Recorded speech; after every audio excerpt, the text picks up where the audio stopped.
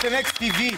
Колко широко скроени сме. Сега ще разширим така малко кадъра. Ние сме твърде широко скроени. Едни страхотни хора. Мария, Екс, Ви. Много ви благодаря, че сте тук. Не сте сбъркали канал. Вие гледате Box TV. Предаването е Next TV.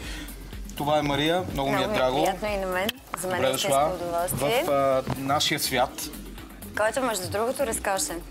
Харесва ти тук геймери, това, онова, игрички, технологии? Аз съм изцяло в тези технологии покрай Християн, така че това не е нещо ново за мен и трябва да кажа, че компанията е изключително приятна. Даже ако нямахме други планове за вечерта, можеше и да поостанем. Щяхте да поостанете, нали? Да. Хубаво, добре. Добър тандем забъркахте. Това опит за построяване на някакъв мост между поп-фолка и хип-хопа ли е? И каква беше идеята на тази колаборация? Да не би да ти омръзна вече да правиш поп-фолк музика? Идеята е в това, че може би тук по-добре ще отговори от мен Ди, като човек, който много години е живял в в меката на музиката, там където всички бариери и граници отдавна са премахнати. Но ако трябва в частност за себе си да кажа, в никой случай не исках да създам мост или нещо друго, просто видях ги, харесах ги безкрайно. И си ги хванах за вратовете. Ние малко по-сериозно приемаме тази колаборация. Знаеш, в България много ли сме назад, че винаги такива проекти създават някакво противоречие? Някакво напрежение, някакви скандали, поп-фолк. Наред с феновете има и много шумотевици. Това е все едно, че Шакира не трябваше да прави песен с Лил Уейн или Лил Уейн с... Да, това е... Френч Монтана и Дженифър Лопес са някакви такива фичеринги, които според мен са супер нормални. Няма нищо лошо да се чупят бариери. Те затова са бариерите. Ма много яки чукове трябват за България, май. Съзнанието е малко тук твърдичко. Според мен проектът се получи доста добре. Идеята беше да стане един добър проект и благодарим. Благодарим, колеги. Аз ви благодаря най-вече. Доволни от резултата. Между другото, аз най-вече им благодаря за това, защото ако някой има предразсъдъци, по-скоро е от страна на... не на нашата гилдия, защото ние сме, така да се каже, винаги в крак с модата и когато нещо е хубаво и хората го харесват, за нас е голямо предизвикателство да яхнем коня.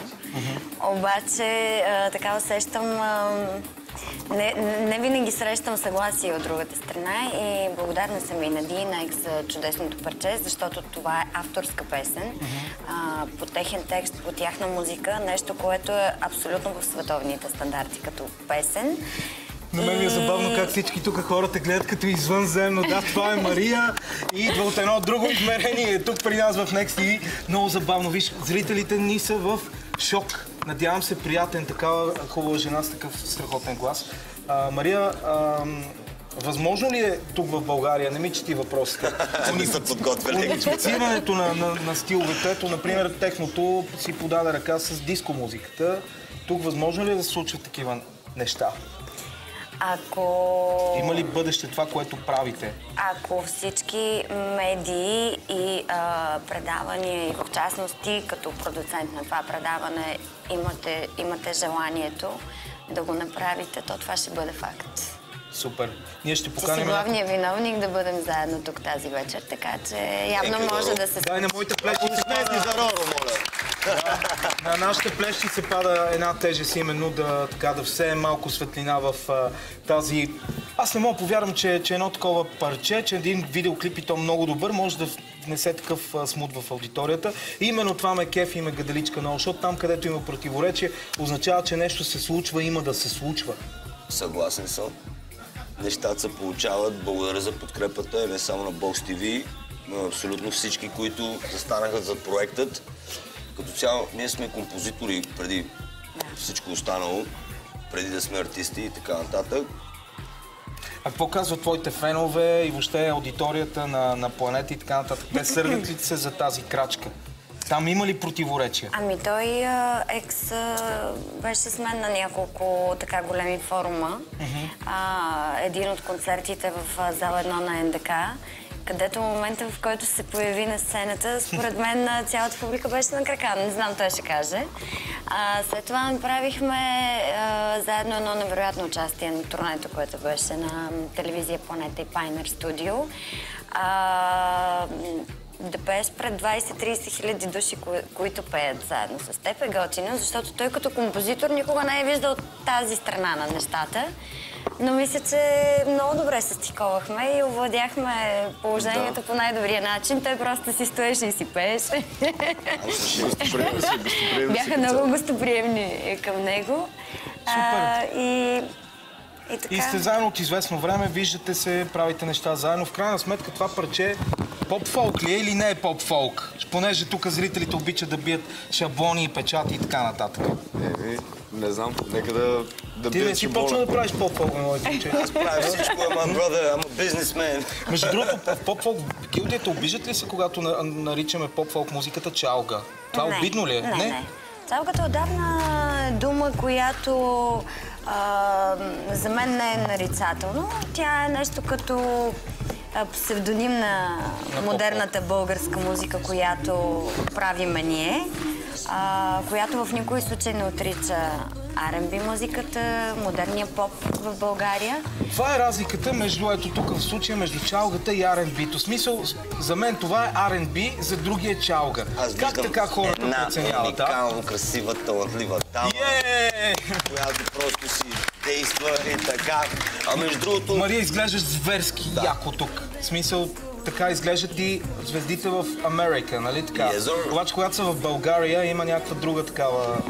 друг прочит на нещата. За съжаление, българските R&B диви не изглеждат толкова добре.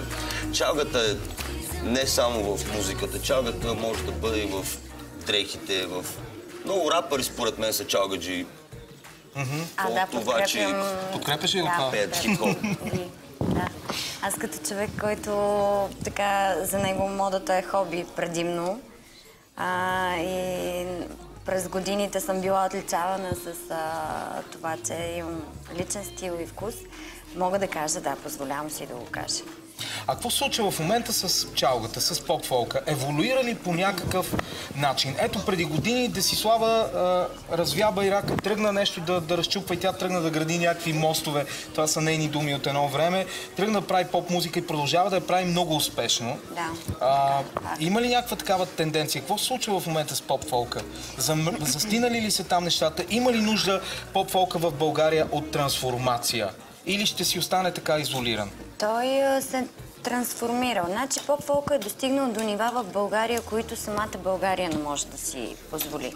Значи при нас бизнесът е вече построен до такава степен, че нито от гледна точка на хонорарите, нито от гледна точка на скъпобюджетните продукти, които предлагаме, техниката, с която работим, няма конкуренция и аналог фолк.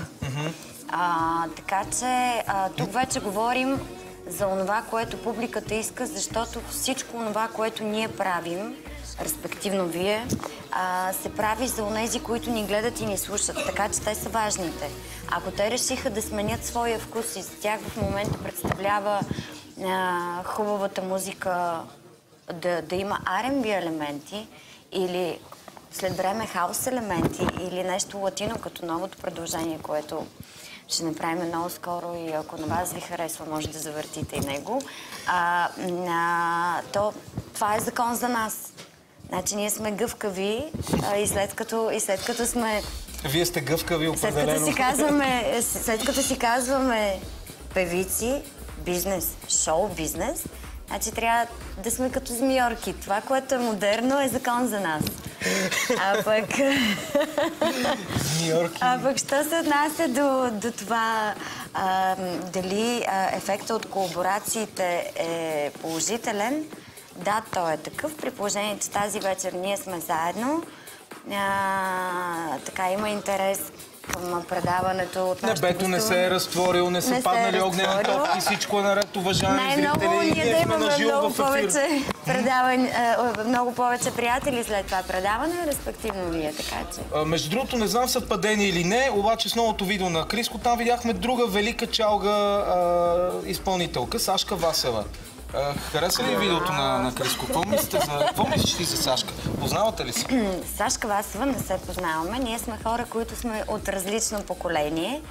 И пропуск, не съм видяла видеото, не мога да го изкоментирам сега. Но що се отнася по отношение до Криско, след като той е взел решение да включи нея в тази идея, не сте единствените момчета. Спокойно. Аз ти казах, че има рап.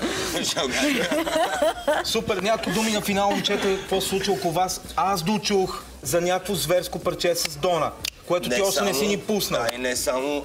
На брат ми албума Volume 1 излиза, мой Volume 2 излиза пореден момент. Очаквайте много колаборации, много още изненади. И действаме, бро. Обаче парчето с Дона, като го чуеш, брат. Ще бъде зверско. Бомба. Зверско. Мария вече ревнува малко. Ние сега ще видим този супер мега скандален видеоклип, който взриви ефира на Box TV. Много ви благодаря, че бяхте наши гости. Искам да те поканим някой път да ти покажем какво значи гейминг. Ще пуснем една игра Tekken, ще поканим някоя друга твоя... Само че аз ще ми разкажа за нещо, което ще им бъде много по-интересно от играта. Да кажем някои думи. За един нов свят, така наречен Дювамис. За онази социална мрежа, в която всеки един от нас може да бъде точно онова, което иска и ще си говорим с теб за социални мрежи. Скоро отново обещаваш да ни бъдеш гост. Гледаме това мега скандално видео в Next TV. Аплодисменти за DX и Мария!